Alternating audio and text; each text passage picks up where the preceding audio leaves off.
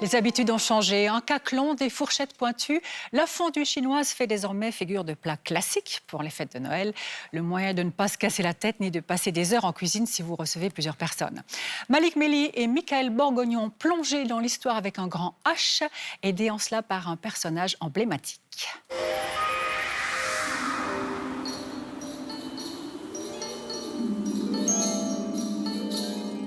Et c'est reparti. Dès que les fêtes approchent, la chinoise n'est jamais loin. D'ailleurs, c'est vite vu, 28% des familles romandes fêtent Noël devant une fondue chinoise. Encore plus chez les alémaniques.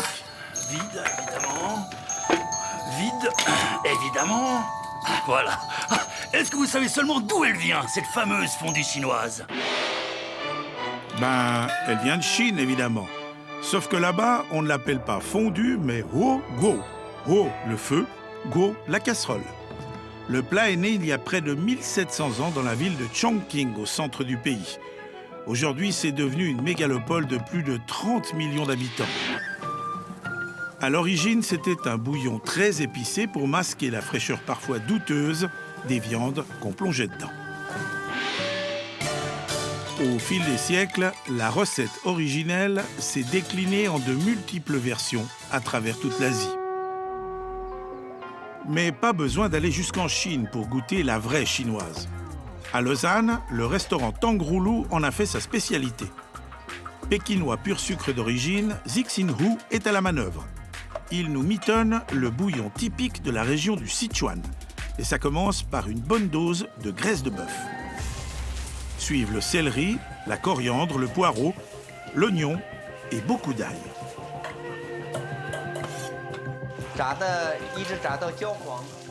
Il faut attendre que les légumes soient vraiment bien dorés pour qu'ils parfument la graisse de bœuf. Là, vous sentez cette bonne odeur? Ensuite, on retire les légumes qu'on remplace par une généreuse portion de pâte de piment. Des piments directement importés de Chine.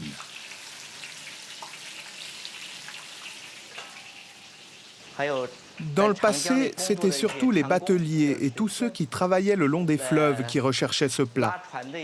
Ils passaient toute leur journée près de l'eau, ils avaient froid et souffraient de l'humidité. Donc ils voulaient manger quelque chose de très chaud et de très épicé. À la fois pour se réchauffer et pour transpirer, pour éliminer l'humidité.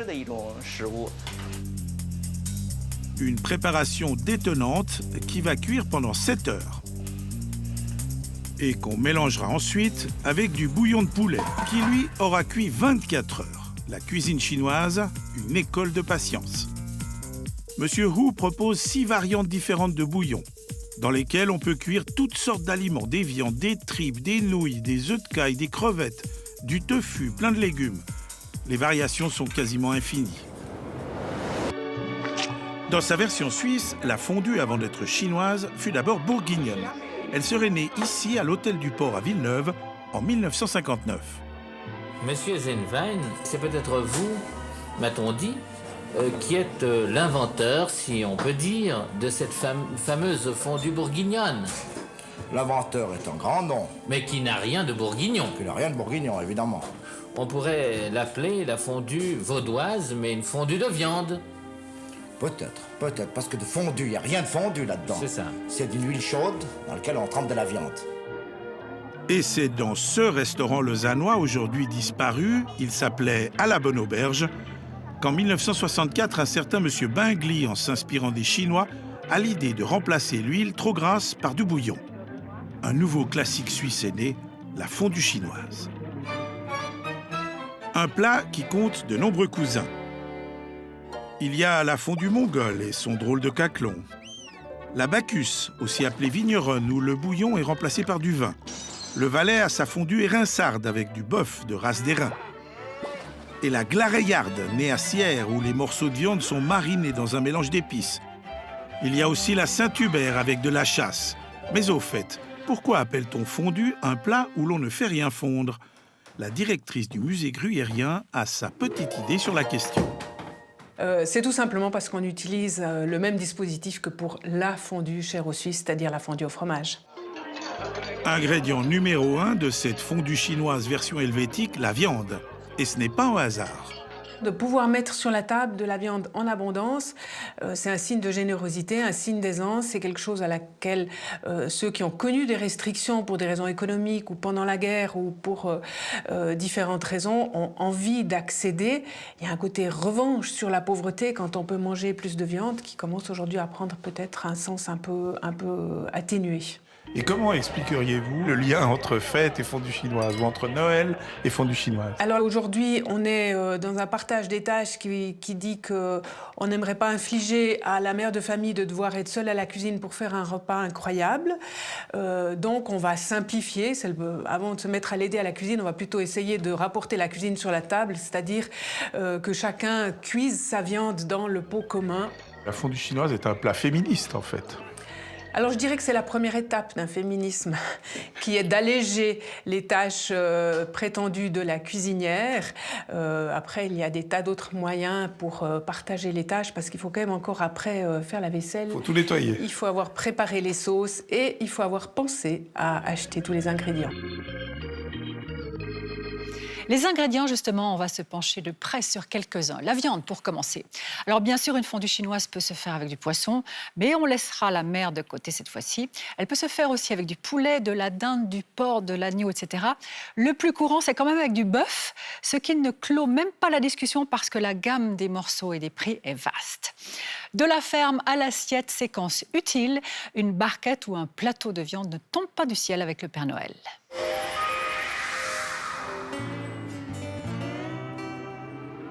Une bonne chinoise, ça commence forcément dans une étable. Visite chez un petit éleveur vaudois, Nicolas Maire. Il a une 60aine de bêtes qu'il bichonne et connaît par leur petit nom. Alors la première, c'est Iris. La jolie, là, c'est Pigalle. Le petit veau qui guigne derrière, il s'appelle Plouf. Il s'appelle Plouf parce qu'il est né un jour où il pleuvait beaucoup. Et puis, il est né comme ça, Plouf. Nicolas Maire élève des blondes d'Aquitaine, une race plutôt rare en Suisse. Alors, j'ai choisi cette race parce que pour moi, en tant que boucher, c'est la meilleure race pour ses qualités bouchères, pour la finesse de sa viande. En Suisse, je crois qu'on a une quinzaine d'éleveurs. C'est une race qui n'est pas très recherchée par la grande distribution au vu de sa taille. Pourquoi? Parce que c'est des carcasses qui sont très lourdes et la grande distribution recherche plutôt des petites carcasses. Nicolas commercialise toute sa viande en vente directe à la ferme. Boucher de formation, il connaît ses bœufs comme sa poche. Alors, c'est Obélix. C'est un bœuf qui a 18 mois. Donc là, il est à peu près au milieu de sa taille, si on veut bien. D'accord. Donc ça, c'est un vrai bœuf. Ça, c'est un vrai bœuf, oui. OK. Alors, sur une bête comme ça, où sont les bons morceaux et les moins bons morceaux? Alors, si on commence par devant, on a le cou, la nuque. Ça, c'est des morceaux pour le ragoût, pour l'émincer, pour la viande hachée. Après, on a l'épaule. C'est des morceaux à rôtir. Il y a aussi du ragoût et de la viande hachée. Les jarrets, si on descend. Après, on a tous les flancs qui sont dessous. C'est le bouilli ou la viande hachée. Puis après, on a ici la bavette. On a ici le faux filet, la côte de bœuf, l'entrecôte parisienne. Puis si on se recule un peu, on a ici le rumsteak, qui sera idéal pour de la chinoise coupée au couteau. Et puis, derrière, en descendant le long de la cuisse, on a la tranche ronde, qui est le morceau pour la chinoise congelée. Après l'éleveur, le boucher. À Beaume, voici la boucherie Pérusset. Ici, la fondue chinoise se décline à toutes les viandes et sous toutes ses formes. C'est la Rolls-Royce de la fondue chinoise. Qu'est-ce que c'est que la Rolls-Royce de la fondue chinoise? Donc c'est la fondue chinoise coupée au couteau fraîche. Donc ça, on va utiliser vraiment des morceaux les plus nobles possibles. Donc, ça, c'est quoi, par exemple? ça, c'est du filet de rumsteak. Et alors, vous la vendez à quel prix, celle-là? À 62 francs le kilo. Mais dis donc, il faut un sacré coup de main parce qu'elles sont fines, les tranches, là. Hein? Oh, ça s'appelle l'expérience. Autre variante, la viande congelée. Oui, c'est de la chinoise de bœuf congelée. C'est de la tranche ronde, de la fausse tranche ou du plat de fausse tranche qu'on utilise. C'est mon papa, en fait, qui a mis ça en route. C'était un peu le premier à exécuter cette fondue chinoise roulée à la main. Puis il s'est dit un jour, pourquoi pas la vendre dans la grande distribution. Il était, puis ça a fonctionné. Donc ça fait 30 ans maintenant. Donc on peut dire qu'on est des spécialistes de la fondue chinoise. Perusset livre l'ensemble des magasins romans Alligro. Les fêtes approchent, c'est la très haute saison. Même Madame Perusset mère doit mettre la main à la pâte. Alors je roule en plate chinoise d'1 kilo de bœuf surgelé. Elle est à environ moins 14. D'où les gants. D'où les gants, voilà. Mais c'est chaque rouleau à la main. Chaque rouleau à la main, oui. Un produit qui sera vendu chez Alligro autour de 47 francs le kilo. Comment sont produites les chinoises des autres grands distributeurs? Impossible à dire, aucun d'entre eux ne nous a autorisés à venir filmer. Chez Perusset, on fabrique aussi ces étranges saucisses géantes, de la fondue chinoise de viande reconstituée. En fait, c'est tout simplement du ragoût de bœuf qu'on a épluché. Ensuite, on le hache grossièrement et on le malaxe avec 2 ingrédients dedans qui sont de la poudre de glucose et un correcteur d'acidifiant. Congelée et tranchée, cette viande sera vendue 44 francs le kilo, quelques francs de moins que la précédente. En fait, c'est une sorte de chinoise deuxième gamme qui est essentiellement pour la restauration. Si vous voulez aller manger une chinoise à gogo, par exemple, ils vont prendre cette gamme-là pour avoir ou une meilleure marge ou pouvoir donner un peu plus de marchandises à leurs clients. La formule à gogo, c'est justement la spécialité de ce restaurant populaire des Hauts-de-Lausanne. Attention, c'est chaud. C'est une formule qui marche bien et puis c'est vraiment quelque chose d'amitié. Moi, j'aime bien les gens qui viennent discuter avec moi. J'ai beaucoup de monde que je connais. Je suis entouré de bonnes personnes. 2 litres en tout cas. Ricardo Faustino est à la fois au fourneau et aux sauces pour ses fondus. Des sauces qu'il prépare lui-même.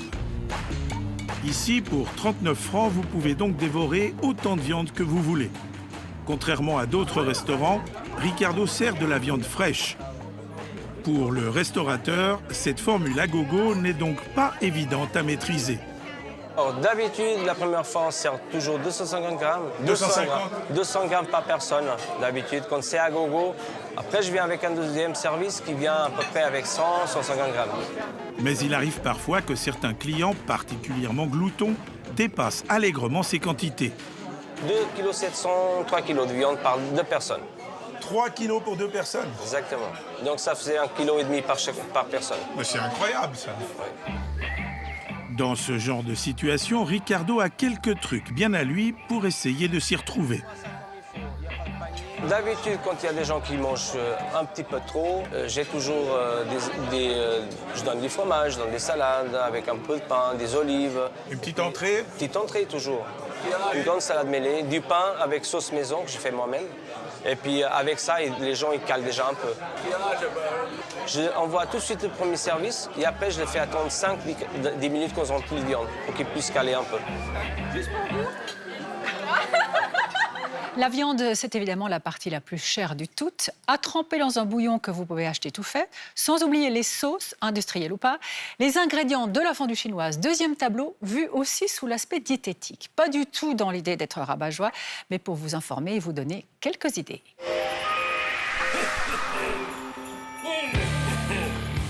C'est entendu, qui dit chinoise dit fête, et qui dit fête dit excès en tout genre.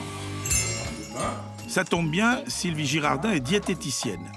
La fondue chinoise, elle en connaît tous les secrets. Et d'abord, quelle est la bonne quantité de viande? Je dirais que normalement, pour un repas normal, on compte entre 100 et 120 grammes de viande par repas. D'accord. Voilà. Alors, par exemple, pour avoir une idée... Ça, là, ça fait 100 grammes. Ça, c'est 100 grammes Voilà. de viande. Donc, il y a quoi? 1, 2, 3, 4, 5, 6, 7 morceaux. 7 voilà. morceaux. Ouais. Quand un grand distributeur propose sur ses paquets, il dit la portion conseillée, c'est 250 grammes de viande, c'est un excès en soi, déjà, en fait. Alors, je ne dirais pas que c'est un excès, parce que forcément, pour la fondue chinoise, on ne va jamais compter moins que 200 à 250 grammes. Enfin, c'est assez logique pour ce genre de repas. C'est comme la fondue au fromage, vous n'allez jamais manger 30 grammes de fromage. On mange 200 grammes, voilà. 220. Donc, mon idée, c'est de se dire, voilà, je vais consommer plus de viande. Comment est-ce que je peux équilibrer ça sur la journée ou sur la semaine? Sur à savoir qu'on devrait consommer 2 à 3 fois par semaine de la viande. C'est 100 grammes. Voilà. 300 grammes par semaine. C'est ça. Après la viande, le bouillon. Cette année, le Père Noël a choisi de le faire lui-même. Mais de nombreuses personnes préfèrent recourir à un produit tout prêt. Et le roi, que dis-je, l'empereur du bouillon lyophilisé, c'est Lucule, 89% du marché roman. Pourtant, c'est à Payerne, dans une ancienne toute petite fromagerie, que s'est installée cette entreprise de taille fort modeste. Même si ça peut étonner donc, nos consommateurs, enfin les gens qui apprécient notre produit, effectivement, on est une petite équipe, puisque au total, donc, on est 6 personnes. C'est une entreprise familiale, puisque sur les 6 personnes, nous sommes 4 de la même famille, donc à occuper différents postes. Le sachet pour fondue chinoise est le best-seller de Lucule. À l'origine, une idée toute simple. L'idée est venue de mon prédécesseur, et l'idée était en fait de permettre aux bouchers, les artisans bouchers, de vendre pendant les périodes de fête plus de viande. Et c'est comme ça que ce produit est né en fait. C'était un produit d'appel pour permettre aux bouchers de vendre pendant les périodes de fête plus de viande. Aujourd'hui, 400 000 sachets par an sortent de cette usine. Ils contiennent un mélange d'épices, de légumes et de champignons lyophilisés, chinois évidemment, plus d'une vingtaine d'ingrédients. Pas d'additifs ni d'allergènes, mais par contre du sel, beaucoup de sel, 33% du total.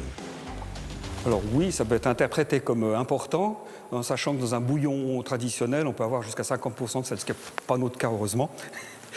Alors 33% de sel, il faut quand même que c'est du goût, puis le sel, ça donne du goût, mais une fois dilué, vous n'allez pas absorber 33 grammes de sel en buvant le bouillon complet.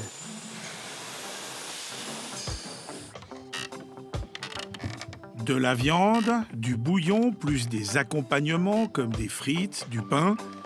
Et puis, n'oublions pas les sauces. Une myriade de sauces toutes prêtes qu'il vaut mieux examiner de près. Là, on a plein de sauces, des tartares, curry, tout ça. Et alors, celle-ci, ce qui est frappant, c'est qu'elle a beaucoup de ces fameux additifs sous forme de E. Il y a un acidifiant, conservateur, il y a de l'épaississant, de l'antioxydant, il y a la totale. Il y a la totale, mais c'est normal, je dirais. Pour ce genre de produit, je ne m'attendais pas à ce qu'il y ait autre chose que ce genre d'additifs. Simplement que ça peut faire peur aux consommateurs si on a tous ces E. Il y en a certains qui ne sont pas tout à fait recommandables. Par contre, il faut savoir que l'acide citrique, ça peut être aussi un E, alors que l'acide citrique, c'est du citron. D'accord. Alors, celle-ci, elle doit être excellente parce qu'il n'y a absolument pas de E qui est écrit. Alors, ils ont tout compris du point de vue marketing, parce qu'actuellement, la population fait attention aux E. Mais... Or, tous les produits qui sont indiqués sont quand même des noms un peu à... Ouais, là, c'est marqué maïs modifié, gomme xanthane, sorbate de potassium. En fait, c'est des E déguisés. Oui, voilà, c'est les noms scientifiques qui sont des épaississants classiques, mais on a de tout. Et puis alors, si on a encore celle-ci, elles ont quelque chose de très intéressant. Donc, c'est curry, tartare, cocktail et tout, mais elles ont un point commun, c'est lequel? C'est que le principal ingrédient qui est mentionné, c'est de l'eau. C'est étonnant quand même pour une mayonnaise qu'on ait le principal ingrédient de l'eau. Vous achetez de l'eau en fait? Principalement, en tout cas le 60% d'eau. Donc vous consommez de l'eau aromatisée, épaissie. Voilà. Finalement, le plus simple, ce serait de les faire soi-même, ces sauces. Et c'est justement une des spécialités de Robert Bublot, le chef de l'Auberge du Lion d'Or à Burtigny. On vient de loin pour y déguster ses fondus de viande et son cortège de sauces. C'est une sauce satay, une sauce aux cacahuètes. On la trouve dans la cuisine thaïlandaise et vietnamienne. Et cette recette m'a été donnée par un de mes collègues japonais avec qui j'ai travaillé lorsque j'étais au Canada. On a bien fait revenir l'échalote et l'ail. On rajoute les cacahuètes. Ce sont des arachides nature. Il ne faut pas qu'elles soient salées. Et puis, je les ai hachées. Je mets toujours un petit peu d'eau avec aussi. Alors là, on a de la sauce soya, 150 g de sucre brun. Alors, on laisse cuire ça. Maintenant, on rajoute le beurre de cacahuète. Alors, il faut faire très attention. Il faut le mettre vraiment tout à la fin. Il ne faut pas qu'il cuise trop longtemps parce qu'il tranche. Et le gras va être aux surfaces. On brasse une dernière fois. Et voilà, c'est tout simplement, c'est terminé. Un carrousel de condiments et de sauces, certaines exotiques, d'autres faites maison. L'avantage qu'il y a avec ça, c'est que les gens peuvent s'amuser. Ils sont tout contents, ils peuvent faire leur sauce, faire comme ils ont envie. C'est ce qui est très apprécié, en fait, de la part des gens. Là, nous avons une sauce sambalolé, qui est une pâte de piment qui nous vient d'Indonésie. Un mango chutney, la pâte de curry, du ketchup, la sauce satay que j'ai préparée tout à l'heure, Et au centre, on a une mayonnaise faite maison. Là, je ne vois pas la super classique sauce tartare. Non, parce que je pense que les clients peuvent la faire eux-mêmes. Ils ont tous les ingrédients nécessaires pour la faire. Alors si je voulais faire une tartare à partir de là, je ferais comment? Moi, je prendrais un petit peu de mayonnaise, personnellement. Je mettrais un peu de cornichon haché.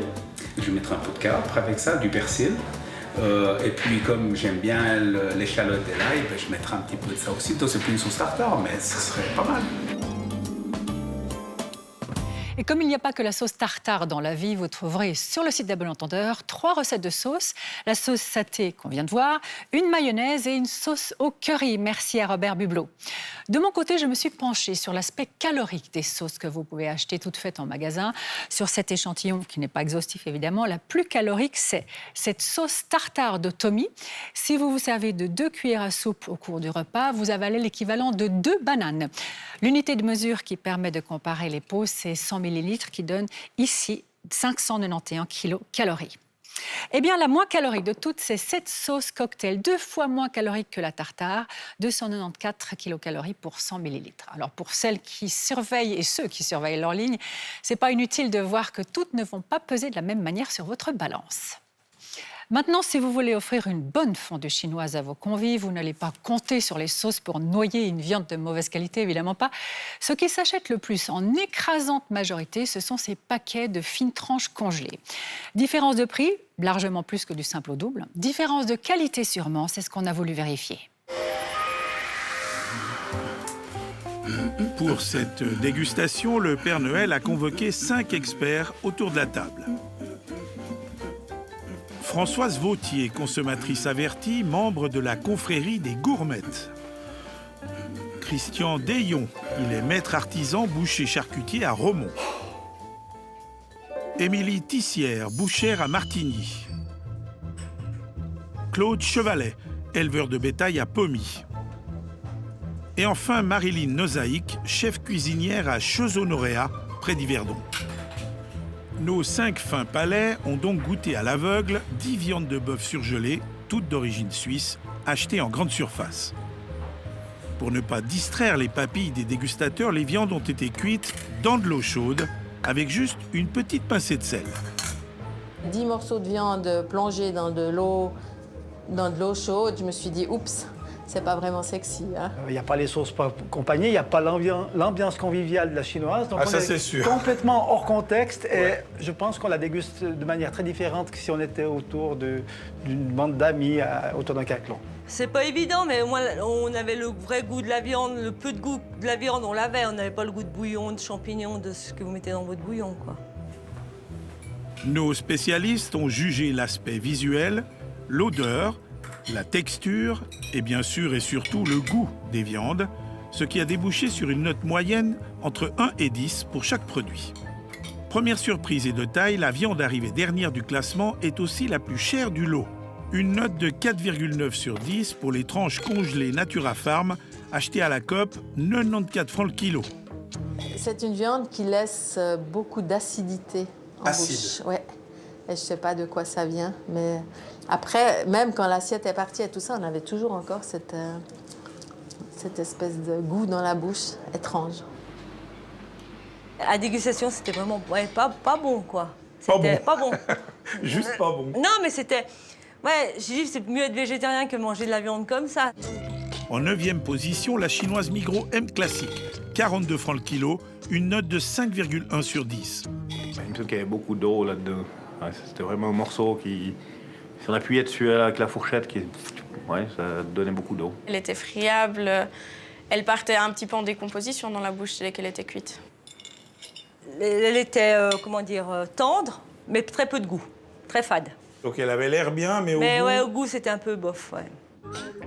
À 71 francs 40 le kilo, une note de 5,2 sur 10 pour la viande bio de luxe de chez Lidl. C'était une viande qui laisse aucun souvenir. Quand j'ai reçu le morceau dans l'assiette, j'ai essayé de voir quelle structure il avait. Ça s'égrenait ou ça se détachait déjà de manière très importante. Dans la croquette, il y avait plein de petits filaments dedans. On appelle ça du collagène.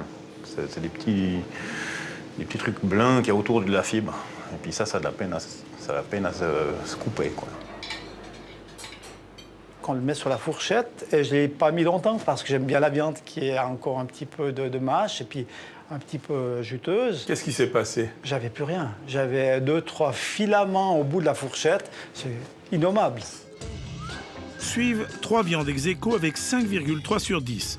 La chinoise Coop qualité-prix à 65 francs 83 le kilo.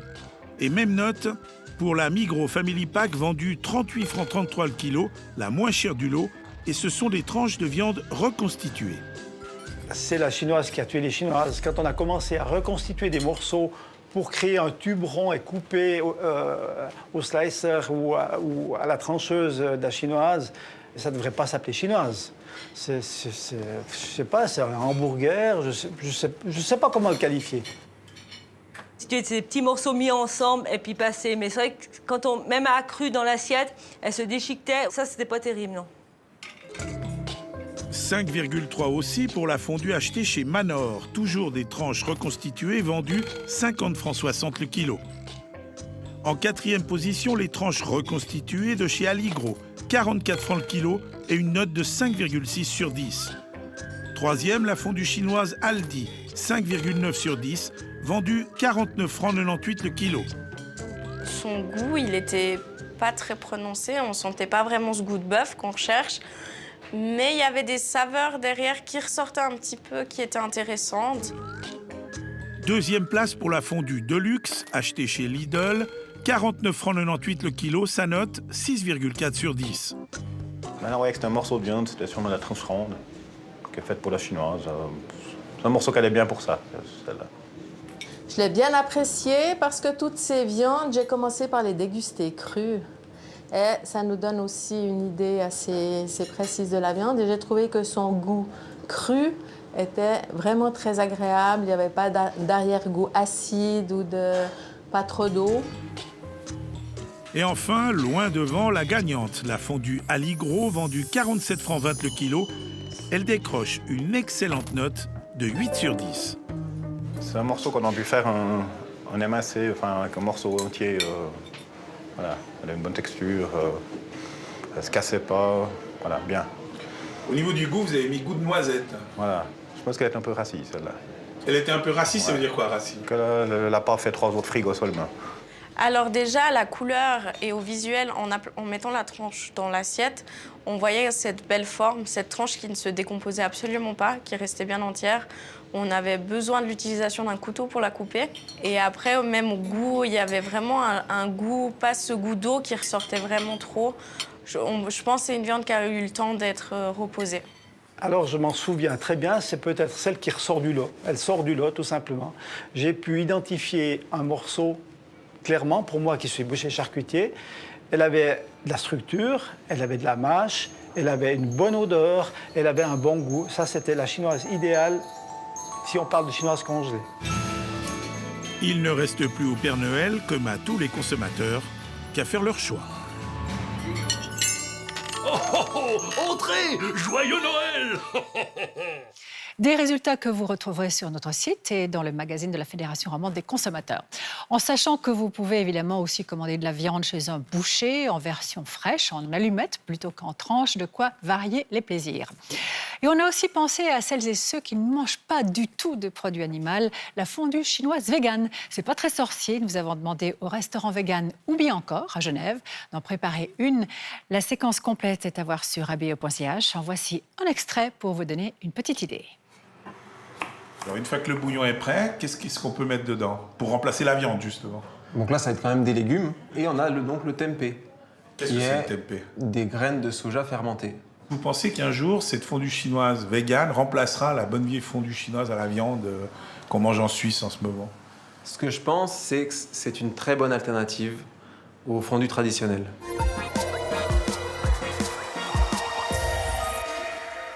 Savez-vous qui est le premier exportateur de sapins de Noël en Europe? Eh bien, ni la Suède, ni la Norvège, c'est le Danemark avec le fameux sapin Nordman.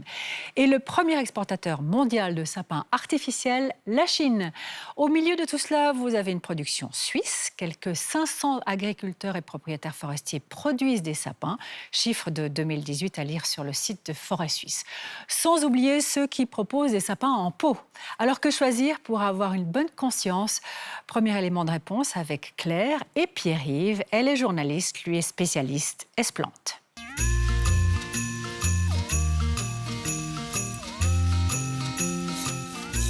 On va être tout crotté. Tu sais que j'ai quand même un problème avec Noël. Ah bon? Bah oui, toute cette déforestation juste pour avoir un sapin quelques jours chez soi à Noël, moi ça me rend vraiment triste. Non, non, ça ne se passe pas comme ça. Il n'y a aucune déforestation. Pour Noël, il y a une infime partie des sapins qui sont pris en forêt, mais c'est juste suite à l'entretien. Et ils seraient coupés de toute façon alors? De toute façon, les sapins ils sont produits généralement dans des grandes pépinières comme ici, comme une production horticole. Environ 40% de la production de sapins vient de Suisse et indigène. Le reste est importé d'Autriche, d'Allemagne et plus loin du Danemark. Quel âge tu penses qu'a ce sapin? Je dirais 5 ans. Non, beaucoup plus. Un sapin de cette taille-là, ça veut dire pas très grand, un peu comme toi, il a environ 12 à 13 ans de croissance. Pendant ce temps, j'imagine qu'il va falloir l'entretenir, l'arroser, tout ça? Oui, c'est pas forcément écologique, hein. On doit naturellement l'arroser, le fertiliser, mettre des désherbants, mais c'est aussi une bonne chose qui pousse lentement. Parce que pendant ces 10 à 12 ans de croissance, il va produire de l'oxygène, fixer du gaz carbonique, dépolluer l'atmosphère, donc ça a un impact environnemental positif également.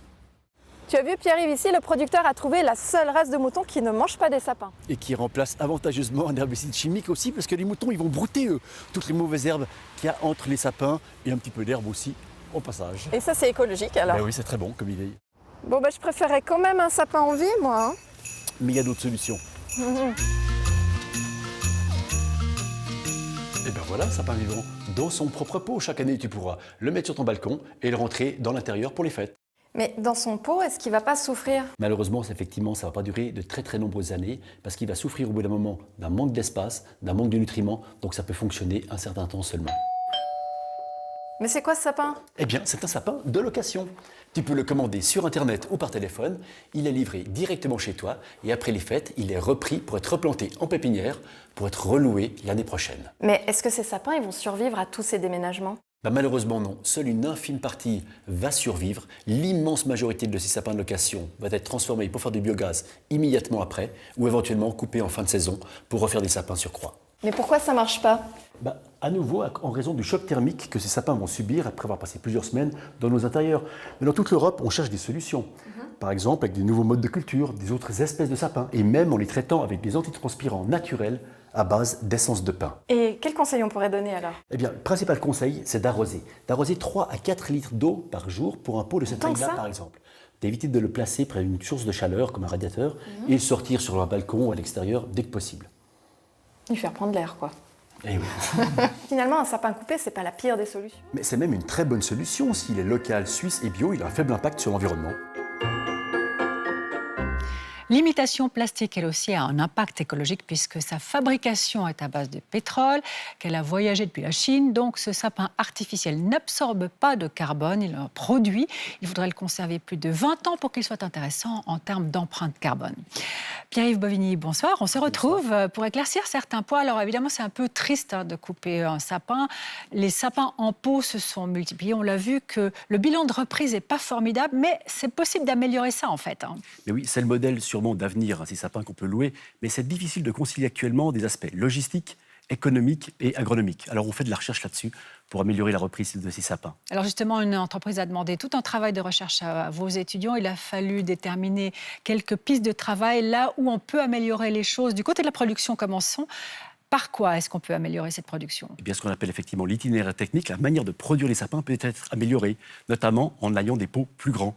Mais c'est un problème après logistique pour les transporter, un problème économique aussi. Mais on se rend compte qu'un pot de la taille actuellement qui sont utilisés, des pots d'environ 30 cm, n'ont pas assez de réserve en eau, de capacité pour stocker l'eau, et les gens ne les arrosent pas suffisamment à la maison. Donc il faudrait augmenter la taille du pot même au moment de la croissance du sapin. Exactement, mais sans être trop important, parce qu'après ça devient un problème de poids, problème de les manipuler.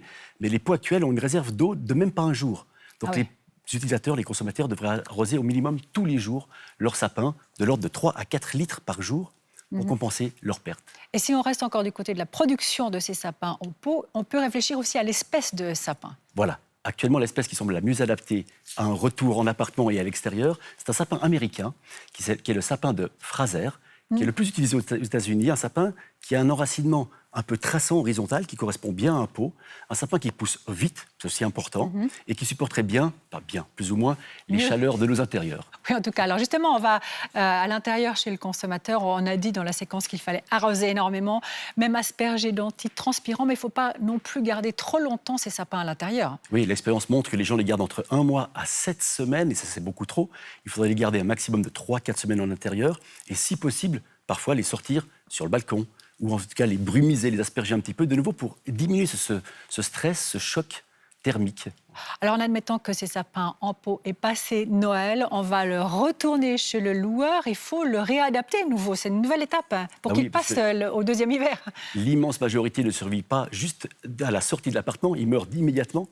Donc si on veut les faire reprendre chez le loueur, il faudrait déjà bien les bassiner et les acclimater aussi progressivement au retour au froid.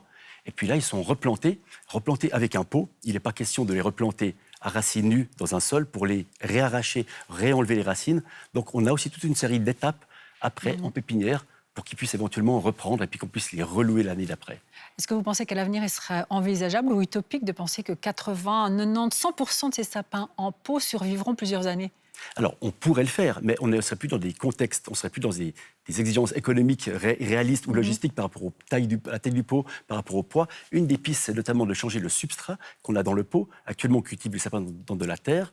On a démontré que si on les cultivait dans de la terre de bruyère, d'autres matériaux qui ont une meilleure capacité en eau et qui sont légers aussi, on pourrait faire des pots plus grands, avec des substrats plus légers, qui gardent plus l'eau. Voilà une piste typiquement de recherche. Et on pourrait imaginer peut-être que 80% des sapins reprennent après avoir fait un petit séjour dans nos appartements. Je vous sens optimiste en tout cas. Merci beaucoup pour ces explications. Joyeux Noël avec un peu d'avance. Merci beaucoup. Bonne soirée, merci.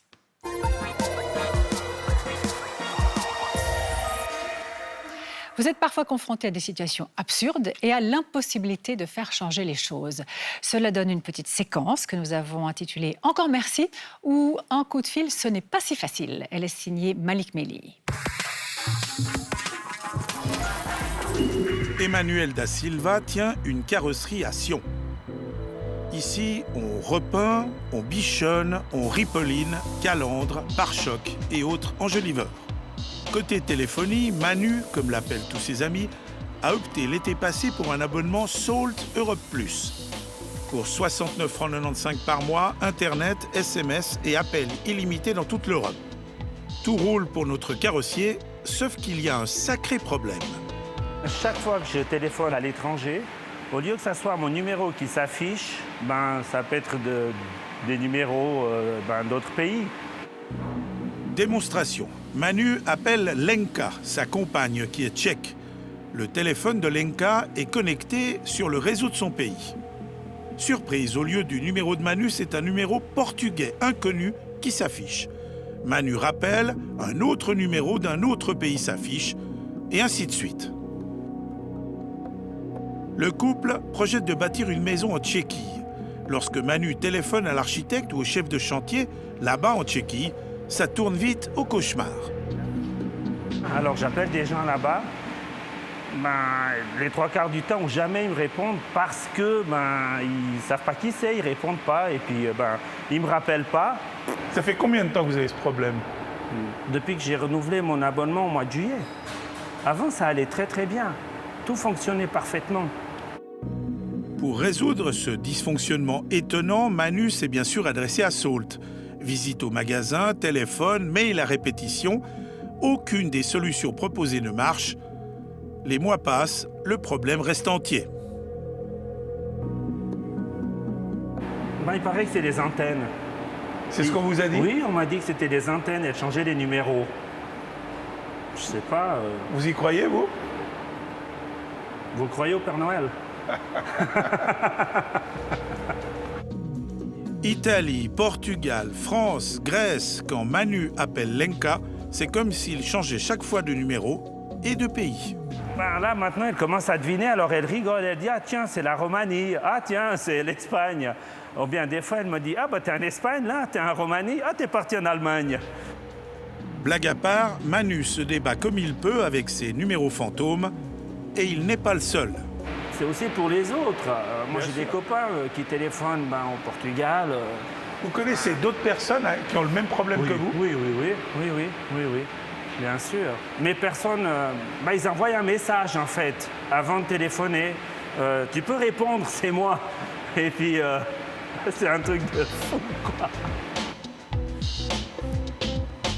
Et cette situation absurde dure, elle n'est pas unique du tout d'ailleurs, elle dure depuis des mois. Bonsoir Malik. Bonsoir Manuel. Alors notre téléspectateur a écrit maintes fois à Salt en vain. Vous êtes adressé à l'opérateur. Quelle est l'explication qu'il vous a fournie? Alors, pour comprendre l'explication, reprenons l'exemple de Manu qui téléphone de Suisse en Tchéquie. Salt, nous dit-on, prend en charge l'appel depuis Sion, où appelle Manu, jusqu'à la frontière suisse. Ensuite, un autre opérateur va prendre en charge l'appel depuis la frontière suisse jusqu'à la frontière tchèque. Et enfin, un troisième opérateur, l'opérateur tchèque, prendra l'appel depuis la frontière tchèque jusqu'à l'interlocuteur final de Manu. Ça fait du monde, tout ça. Ça fait du monde. Et alors, depuis que, et c'est là qu'il y a de la friture sur la ligne, si on peut dire, depuis que l'Union européenne a supprimé le roaming entre les pays européens, pour l'opérateur intermédiaire, ça coûte beaucoup moins cher de transporter un numéro européen d'un pays à l'autre qu'un numéro suisse. Donc, que fait cet opérateur? Tout simplement, quand il voit arriver l'appel de Manu, il gicle le numéro suisse et il le remplace par un numéro européen, grec, turc, roumain, anglais. Tout ça pour une marge supplémentaire, finalement. Voilà, ça lui coûte moins cher, il y a moins de frais et sa marge augmente. Alors, est-ce que Salt a au moins trouvé une solution pour nos téléspectateurs, là? Eh bien, écoutez, pas du tout, parce que la seule chose que Salt pourrait faire, nous dit-il, c'est qu'en cas de... S'il constate qu'un de ses opérateurs fait trop souvent la petite combine de changer le numéro, il pourrait changer d'opérateur. Mais, dit-il, à terme, ça ne change pas grand-chose. Donc, il n'a aucune, et c'est écrit en toutes lettres, il n'a aucune solution individuelle à proposer. Ce qui serait intéressant, évidemment, c'est de savoir si les autres opérateurs sont aux prises avec le même problème, c'est-à-dire est-ce que Swisscom ou Sunrise connaissent cette difficulté, ou est-ce que c'est juste Salt qui est face à ce problème. Là-bas. Alors justement, si vous avez le même problème chez un autre opérateur téléphonique que Salt, n'hésitez pas à nous le signaler pour qu'on puisse vérifier tout ça.